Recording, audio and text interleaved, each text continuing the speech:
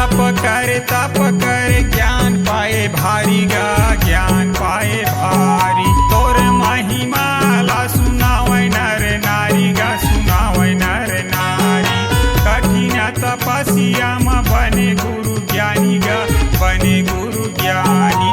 तोर जीवन कथा के सुनावथन कहानी गा सुनावथन कहानी। सुनावथन कहानी गा सुनावथन कहानी। सुनावथन कहानी गा सुनावथन कहानी। सतनामी के नाम ला रोशन करे घासी बनके तैह गुरु का बनके तैह बनके तैह गुरु गा बनके तैह गुरु। कौन मेला कर तोरे महिमा के शुरू गा महिमा के शुरू।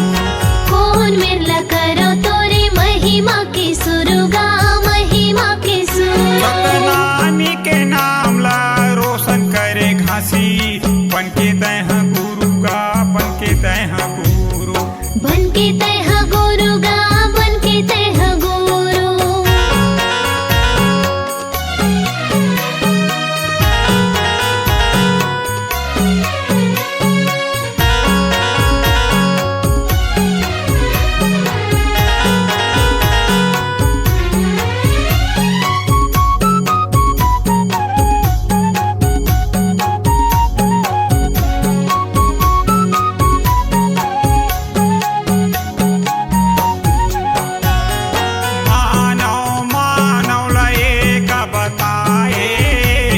बताए छुआऊ छुपला तय हटाए तय हटाए। सत के मार्ग में तय चलाए तय चलाए।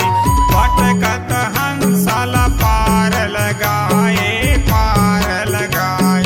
पार लगाए पार लगाए पार लगाए पार लगाए। सतनामी के नाम ला रोशन करे घासी बनके तैह गुरु गा बनके तैह गुरु। बनके तैह गुरु गा बनके तैह गुरु। कौन मेला कर तोरे महिमा के शुरू गा महिमा के शुरू। कौन मिर्ला करो तोरे महिमा के सुरु गा महिमा के सुर। सतनामी के नाम ला रोशन करे घासी बनके तैह गुरु गा बनके तैह गुरु। बनके तैह गुरु गा बनके तैह गुरु।